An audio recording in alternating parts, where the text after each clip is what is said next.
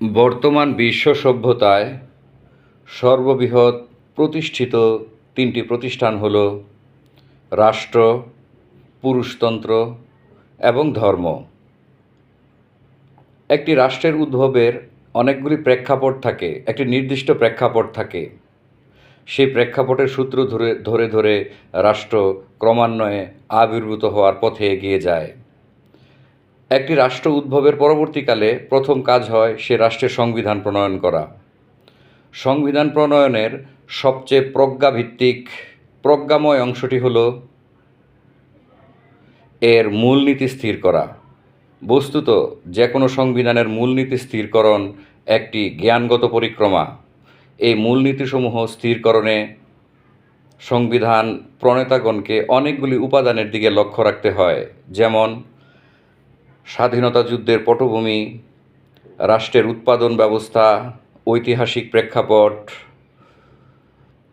সমসাময়িক রাষ্ট্রবিজ্ঞানের সূত্র, জনমনস্তত্ত্ব, তার সংস্কৃতি, সর্বোপরি রাষ্ট্র উদ্ভবের রাজনৈতিক পরিক্রমা। 1971 খ্রিস্টাব্দে 16 ডিসেম্বর বাংলাদেশ স্বাধীন হওয়ার পর 72 সালে প্রথম সংবিধান প্রণীত হয়। এটা যারা জানে এবং বুঝে, 1972 সালের সংবিধানের যে গৃহীত 4 মূলনীতি ছিল একাডেমি দ্বারা সমর্থিত, বাস্তবভিত্তিক এবং রাষ্ট্র উদ্ভবের প্রেক্ষাপটের সঙ্গে সম্পূর্ণরূপে সাদৃশ্যপূর্ণ।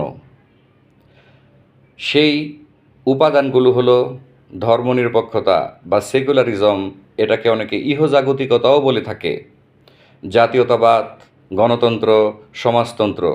এগুলি সবই বাংলাদেশ নামক রাষ্ট্রের উদ্ভবের রাজনৈতিক পরিক্রমা, তার উৎপাদন পদ্ধতি, তার সংস্কৃতি, তার ভাষার বিকাশ, জনমনস্তত্ত্ব ইত্যাদির উপর ভিত্তি করে এই 4টি উপাদান সন্নিবেশিত হয়েছিল। একটি সংবিধানের বিভিন্ন বিষয়ে বিভিন্ন ধারায় সংশোধন হতে পারে, কিন্তু রাষ্ট্রের যে মূলনীতির অংশ, সেই মূলনীতির অংশে হাত দেওয়া বা পরিবর্তন করার এখতিয়ার কারণেই সংবিধানের 300 সদস্যের 300 জন রায় দিলেও সেটা বাস্তবায়ন করা সম্ভব নয়। হতে পারে সময় পরিক্রমায়, পরবর্তীত বাস্তবতায় শত বৎসর পর এই মূলনীতিসমূহ পরিত্যাগ হয়ে আরও নতুন, আরও অ্যাডভান্স মূলনীতি সংযোজিত হবে।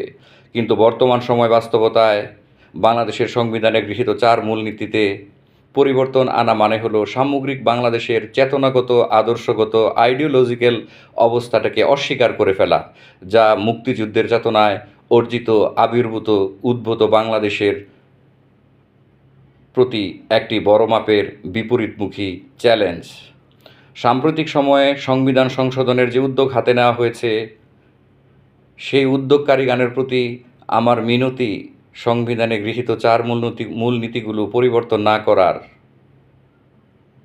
মূলনীতিগুলোকে পুনঃসংযোজন করে সংবিধানকে পবিত্র করার, সংবিধানকে আদর্শগতভাবে উন্নত করার, একাডেমিক্যালি সূত্রের সাথে সাদৃশ্যপূর্ণ করার, স্বাধীনতা যুদ্ধের প্রতি সম্মান প্রদর্শন করার।